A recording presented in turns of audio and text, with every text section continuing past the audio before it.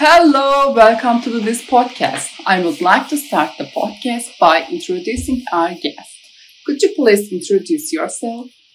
Hi, my name is Rosa Ellingreb. I'm 23 years old. I'm from Germany, and in 2023 I was a part of the European Solidarity Course and I did some volunteer work in a bear sanctuary in Kosovo. Great. Where did you hear about ESC and how did you decide to apply? Actually, I didn't hear about the ESC. I kind of found it by accident. I wanted to volunteer with, it's an animal rights organization, like an NGO. And I was on their website and they were promoting this volunteer opportunity and I applied. And during the application, I saw that it was through the ESC. So the ESC was a partner that was sponsoring this volunteer opportunity. So I had to sign up with the ESC. I read about it to see what it is. And that's how I kind of got to the ESC and the whole thing. Like, I just wanted to work with the NGO. I wasn't really too focused on the ESC, but I'm glad I found it. Where do you volunteer and what's your volunteering project about? I volunteered at the bear sanctuary in Pristina in Kosovo. It's a project by an organization called Four Paws. Four Paws is from Austria. That's where they have their headquarters in Vienna, and they have sanctuaries all over the world. And they have one in Kosovo because Kosovo had a huge problem with bears being held in captivity. And the sanctuary that I worked at has 20 bears and 1 lion. And the project is about, you can't put these animals back in nature. They wouldn't survive on their own. So this is the project is about the sanctuary basically being there. So the bears get a second chance at life.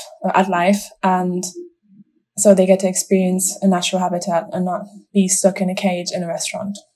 Why did you choose this project?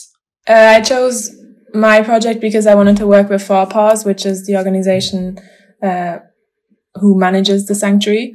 And I chose it because of the bears, to be honest. Working with bears is something that not a lot of people can say they've done in their life before. And working with animals like that, it can only be exciting. And I didn't want to do something like work in an animal shelter with dogs or something, because you can do that at home. You can do that anywhere.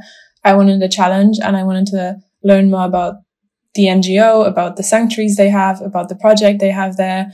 I wanted to see behind the scenes of an NGO, how they work, not just how you take care of animals in a sanctuary, especially bears, but also what goes on behind the scenes in the office, or they had a restaurant, to see how that works. I wanted to get to know as much as possible about Four Paws, to be honest. And then about the sanctuary, of course. And like I said, working with bears is just incredible. And I don't think anyone would say no if they would see that project. I think everyone would apply just to see how it is. Next question is, what is the importance of volunteering for you?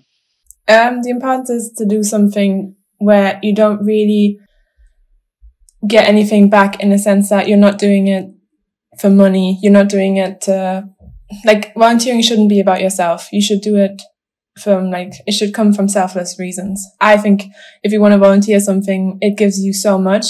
But you shouldn't go there with thinking I'm going to do this so I look good, or so I can say, oh, I volunteered, I did something good. It should come from a different place. You should do this to help other people, help animals, help the environment, whatever project you want to do, and give back to the world, basically. It sounds so cheesy, but giving back if you think about it, giving back is more difficult than you think, because whatever you do in life, it's always about yourself. So I think volunteering should be it should be about other people, or like I said, animals, or whatever project you're doing. And it should also be about learning about different cultures, meeting new people, learning new languages. There's so much you can learn from volunteering. I think it's a great concept, and yeah, you can get so much out of it. The list is so long. I could say a million things that could just explain what volunteering is and what it can give back to you and what you can give back to whatever project you're supporting. Great. Can you talk a little bit about the difficulties you had during the project application process? With the application, I didn't really have any issues. It actually went really fast. I was working at the time in Germany and I applied, and then a few weeks later I had an interview with who would become my mentor at the sanctuary, and he told me he would let me know like 1 or 2 weeks later. And I think the next week actually I was at work and I just finished work and I got an email saying that I was chosen to be, because at my volunteering opportunity, they only took one volunteer. It wasn't like a group project or anything. So he let me know that I was the one they chose. And then I didn't have to apply for a visa because it was only 2 months and it was in Kosovo. So you'd think you'd need a visa, but I didn't. And then I booked my flights like the week after that. And then like by the time I got the email saying they chose me as a volunteer and the time that I flew, I think there was only like 4 weeks in between that time or even less. So I really didn't have any difficulties. It happened really fast. Okay. Have you ever experienced a culture shock so far? Or have you ever had a difficult time?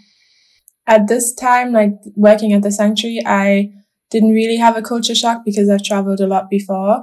But I have experienced culture shock before. I went, like as a child, when we would travel to different countries. Obviously, as a child, you perceive the world in a different way. And sometimes going to a place where the culture is completely different, you see how huge this world is, and seeing different cultures, the way they speak, the things they eat, the way they build houses. There's so many examples. It could be a culture shock. Like I had a culture shock when I went to America for the first time. I had a culture shock when I went to Greece because they have a lot of cats and dogs on the street. And in Germany, it's not like that. So it was small things like that. And in Kosovo, when I was there, the only culture shock I had was, obviously it's a Balkan country and a lot of things are different in the Balkans. When it comes to the rubbish they throw everywhere, like that wouldn't happen in Germany. They have a lot of street animals as well. I knew that before, but when you see it in real life, it's always different. Like you can do as much research as you want about a country. It's not the same as if you actually go there and visit it in real life. And the language was different than I expected as well. I've never really heard Albanians speak before. And hearing the language was like, it's completely different than any language I've ever heard before. So it took a while to get used to that. And obviously a lot of people say not negative things, but there are prejudices when it comes to Kosovo. And a lot of people warned me. They were like, you can't go to Kosovo on your own. You're a young girl, blah, blah. But actually being there, it was so different. I can't even explain it. Like, I wouldn't say it was a culture shock, but it was definitely a lot different than I expected. And it was better than I expected. Because like I said, heard a lot of bad things and people were saying really terrible things about the country, to be honest. But it's not like that. Like now that I was there for 2 months, I can say a lot of things are just rumors. I can understand a lot of things as well, because there is a lot of rubbish and people, they have a different work ethic. There's so much to say. Like, it's a complete different culture than Germany. So maybe I did have a little bit of culture shock now that I think about it more. Was it difficult to find the sending organization? No, in my case, it was organized for me. In the beginning, they said I need to find a sending organization, and I did. It was really easy on the portal thing. I just typed in like sending organizations near me, and I wrote them an email and they answered me really fast, and I had a meeting with someone and they said they would support me. But then it turned out, because it was like the rules, it had to be one of 4 PODs sanctuaries in Germany that was going to be the sending organization. And because they were like sponsoring it, I think they were paying for me to go there. They were paying like the flights and everything. So it had to be them. And then they actually contacted me, and then we stayed in contact and then organized a few meetings, and I had to cancel the other sending organization. But just so it would stay like in the company, because it was like 4 PODs was doing it. So it was kind of a group effort from the German sanctuary with the sanctuary in Pristina. Okay. The next question is, as far as I know, there are 2 main languages in Kosovo, Serbian and Albanian. Do you know any words related to these languages? If you say yes, which words do you know? So when I got to the sanctuary, I thought like most of the people could speak at least a little bit of English, but it turned out a lot of them actually didn't know any English. So I was kind of forced to learn Albanian really fast, but it was good. It was a lot of fun.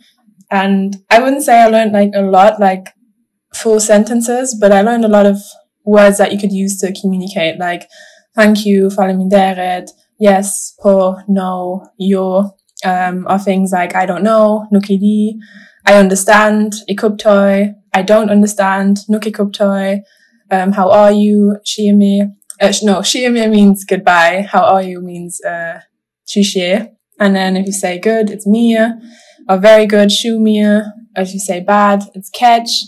And then I learned some words about like the working with the bears, like bears mean like arusha, and holiday means pushim, like words like that you wouldn't, or like if you like say, like if someone's eating, you say bafmia. I learned how to count like the numbers, because we were like, when it came to feeding the bears, how much grams of food they would get, like I would learn, not grams, kilos, things like what are you doing, chabobon, like just sentences you learn or you need to communicate on like a daily basis. This is the last question. Are there any words in common with German? Yeah, I don't think it has anything in common with German. Like I never heard a word where I was like, oh, in German this means something else. Like I couldn't remember. There probably are words, but I can't remember any of that. Like I can't remember that ever happening. But in German, in English, there was a lot more similarities. Sometimes it sounded English as well. Like ship. Ship means like Albanian, but in English it means a boat. So, for example. But the spelling is different. Like the way they have a completely different alphabet. Like the German alphabet has 26 letters and the Albanian has 36. So it's a completely different alphabet. Do you want to add something? About volunteering, I would just say you should always do it. The ESC is a great organization. You have a lot of contact people. You can contact in emergencies if you have questions. It's very well organized. You have trainings. You meet other volunteers. You can apply for all sorts of projects that you want. If you want to work in a group, like if you want to work with a lot of volunteers, you can choose the country. You can choose the language you want to learn. I would just, for anyone listening, I would say go for it. If you have, like, even if you don't have the time or the money, you don't need it. Like, just go for it. Yeah. Okay. Thank you very much for sharing your experiences with us, for participating in the podcast, and for all your contributions. Thank you again. Bye. Bye.